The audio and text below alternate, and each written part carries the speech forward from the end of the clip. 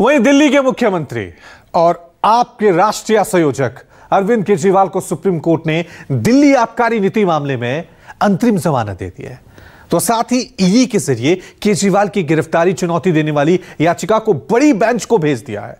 हालांकि बेल मिलने के बाद भी केजरीवाल अभी जेल में ही रहेंगे, क्योंकि दिल्ली की राउज एवेन्यू कोर्ट ने सीबीआई की तरफ से दर्ज मामले में केजरीवाल की न्यायिक हिरासत बढ़ा दी है।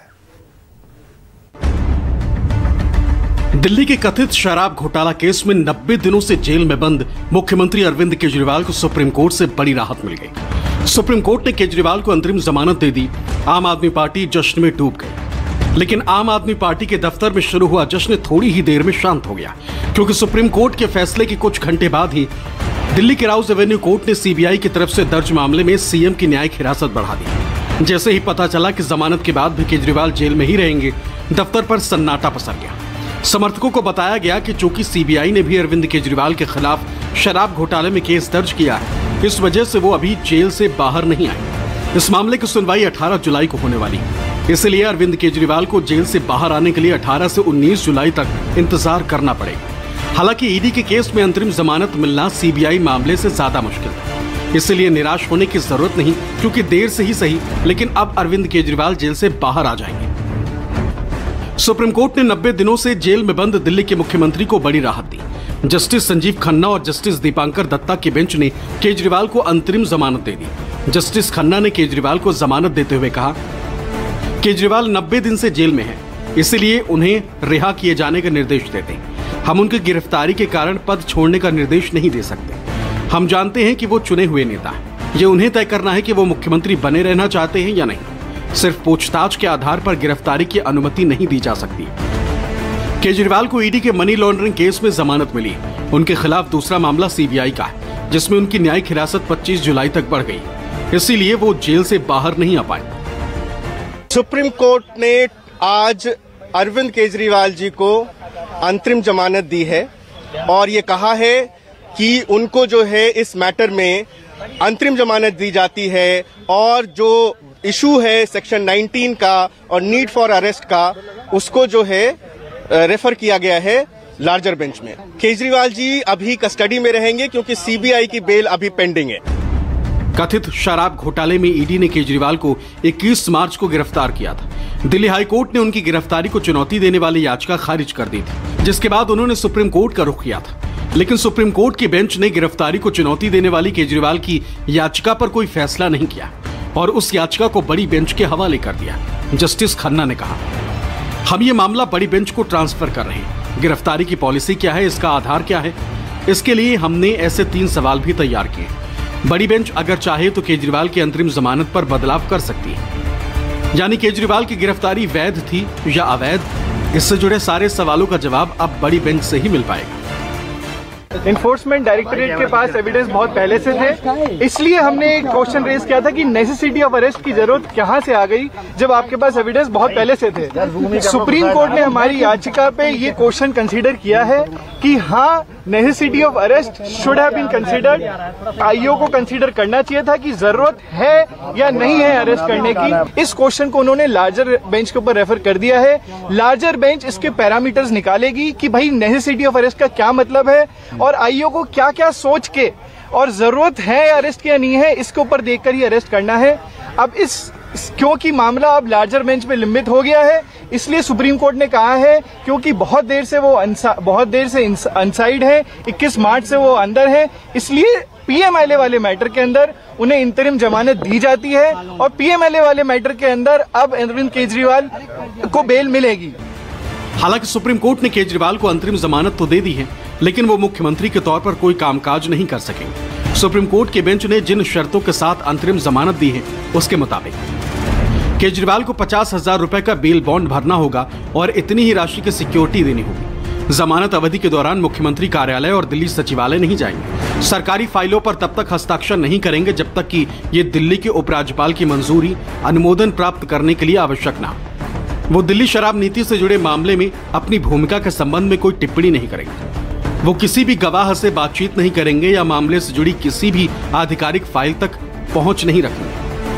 यानी ज्यादातर शर्तें वही हैं जो कोर्ट ने चुनाव प्रचार के लिए जमानत देते वक्त लगाई थी।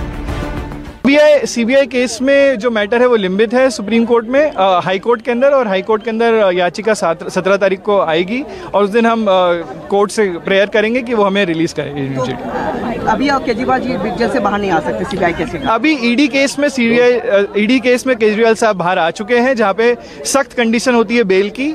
As far as CBI is concern, जहाँ पे सख्त कंडीशन नहीं होती है बेल की, वहाँ पे 17 तारीख को मैटर डिसाइड होगा।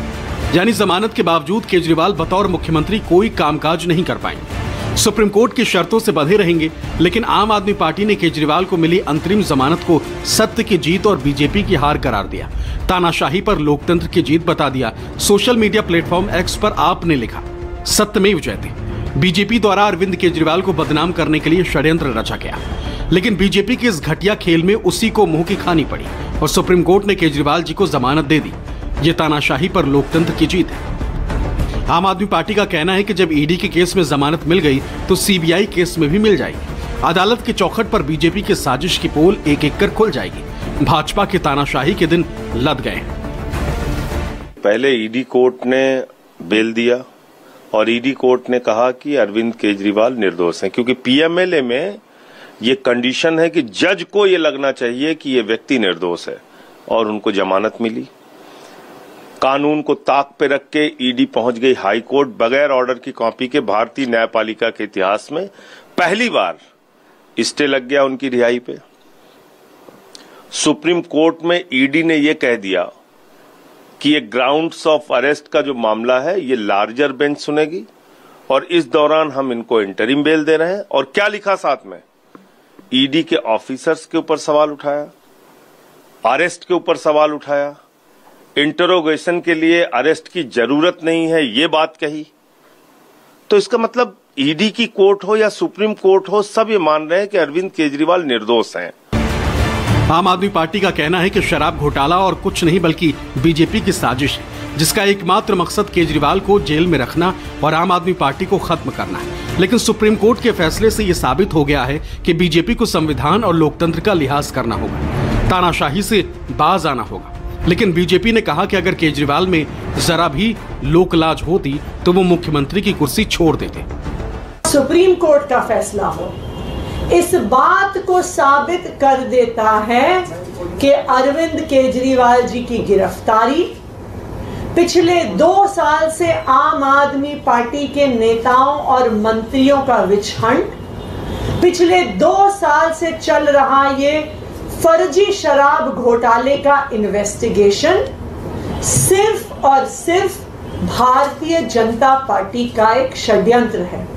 केजरीवाल जी को तो आज तुरंत सुप्रीम कोर्ट की बेल ऑर्डर के बाद जेल से निकलने की बात थी, लेकिन ये सरकार ने जानबूझकर सीबीआई को लेकर एक दूसरे केस, एक फ्रेश केस, एक सेपरेट केस दर्ज कर लिया, ये जानते हुए भी कि सुप्रीम कोर्ट में ये बेल होने वाला है।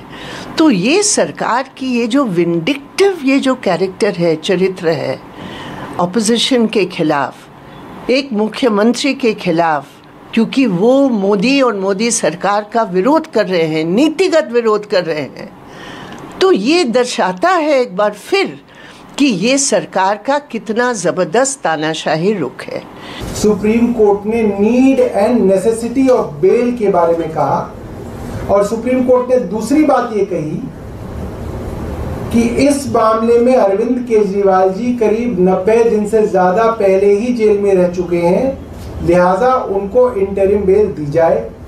तीसरी बात सुप्रीम कोर्ट ने कही कि अरविंद केजरीवाल जी के ऊपर एक मुकदमा है, ऐसे में वो मुख्यमंत्री रह सकते हैं या नहीं रह सकते हैं, ये फैसला कोई कानून, कोई कोर्ट नहीं कर सकता, ये फैसला स्वयं वही कर सकते हैं। लिहाजा इसके अंदर कोई कानूनी बंदिश नहीं है जो हमारे भारतीय जनता पार्टी के मित्र कूद रहे थे। सुप्रीम कोर्ट ने एक और बहुत बड़ी ऑब्जर्वेशन दी है। सुप्रीम कोर्ट ने कहीं ना कहीं डायरेक्शन नहीं दी, लेकिन एक इशारा जरूर करा है। सुप्रीम कोर्ट ने ये इशारा करा है कि जब भी कोई भी कॉन्स्टिट्यूशनल फंक्शनरी इस प्रकार के अपराध में लिप्त होता है तो उसको अपने पद से इस्तीफा देना चाहिए। लेकिन माननीय मुख्यमंत्री अरविंद केजरीवाल जी इन्वेस्टिगेटिंग एजेंसीज को गुमराह कर रहे हैं। पीएमएलए स्पेशल कोर्ट का ऑर्डर आया था, उस ऑर्डर को पढ़ने पर किसी भी व्यक्ति के मन में ये संदेह नहीं रहेगा कि भाई ये केस क्या है। उस ऑर्डर में 3-4 चीजें बड़ी स्पष्ट लिखी हुई है। पहला कि कोई पैसे का लेन देन नहीं हुआ है। दूसरा, पैसे की कहीं एक चवन्नी की बरामद नहीं हुई है। तीसरा, अरविंद केजरीवाल जी का और पार्टी का दूर दूर से किसी चीज में कोई नाता ही नहीं है। जब करप्शन ही नहीं है इस पे तो नाते का सवाल ही नहीं है। और सबसे इंपॉर्टेंट चीज कि उसमें ईडी के इंटेंट को ये मार्क करने वाली बात है। कोर्ट के ऑर्डर में ईडी के इंटेंट पे बड़ा क्वेश्चन मार्क लगा है कि ईडी जो है बड़े एक मैलिफाइड इंटेंट के साथ काम कर रही है। ये बहुत बड़ी बात है। अंतरिम जमानत का मिलना अपराध मुक्त होना नहीं होता है। अरविंद केजरीवाल शराब नीति घोटाले में घोटालेबाज हैं। उन्होंने 100 करोड़ रुपए का हेरफेर किया है। 45 करोड़ की ट्रेल सीबीआई दिखा चुका है। लगातार इस मामले में जांच चल रही है और जब तक जांच पूरी नहीं होती इस तरह का कोई भी निर्णय लेना कि अरविंद केजरीवाल सच के साथ नहीं, अरविंद केजरीवाल घोटालेबाज थे, घोटालेबाज हैं और इस शराब नीति में घोटाला उन्होंने किया है।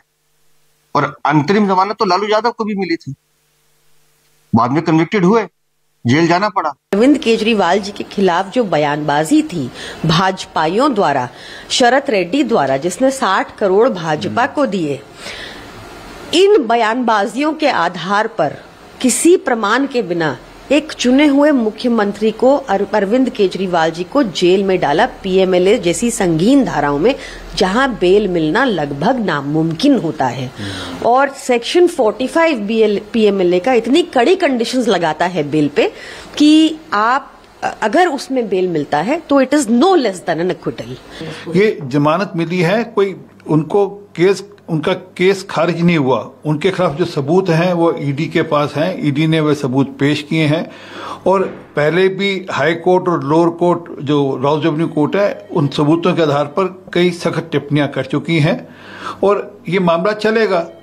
ये केस खारिज नहीं हो रहा और अंतगतवा इनको इस केस में सजा होगी। केंद्र सरकार मुकदमों के अंदर फंसाती है, मुकदमों में फंसाने के बाद अपने राजनीतिक प्रतिद्वंदियों को जेल में डाला जाता है। जेल में डाल के उनके ऊपर एक प्रेशर बनाया जाता है कि यदि वे भारतीय जनता पार्टी के सामने सरेंडर कर दें, भारतीय जनता पार्टी के साथ मिल जाएं, तो उनके ऊपर वो मुकदमा कमजोर कर दिया जाता है। छापे भी इस तरीके से डाले जाते हैं। अब ये बात लगभग साफ हो गई है न्यायालयों के सामने कि ईडी के मुकदमे सिर्फ और सिर्फ राजनीतिक द्वेष की भावना से और उनको आमतुष्ट करके भारतीय जनता पार्टी में लाने की भावना से केंद्र सरकार लगा रही है। गलत इंटरप्रेट करना सुप्रीम कोर्ट का जजमेंट को कि अरविंद केजरीवाल को बेइज्जत बरी कर दिया है, ये बहुत ही गलत बात है। अब इंटरिम बेल जो है, जैसे मैंने कहा कि लोअर कोर्ट ने भी दे चुके, उसको सुप्रीम कोर्ट ने कहा है, लेकिन अभी तो वो रिलीज तो होगा नहीं। अगर सेक्शन 19 में, सेक्शन 19 ऑफ पीएमएलए, इसमें अगर जो अरेस्ट हुआ है अगर वो इलीगल होता तो सुप्रीम कोर्ट उसमें जरूर कहना था कि अरेस्ट इलीगल है। ऐसे तो है नहीं, तो ऐसा गुमराह नहीं करना चाहिए।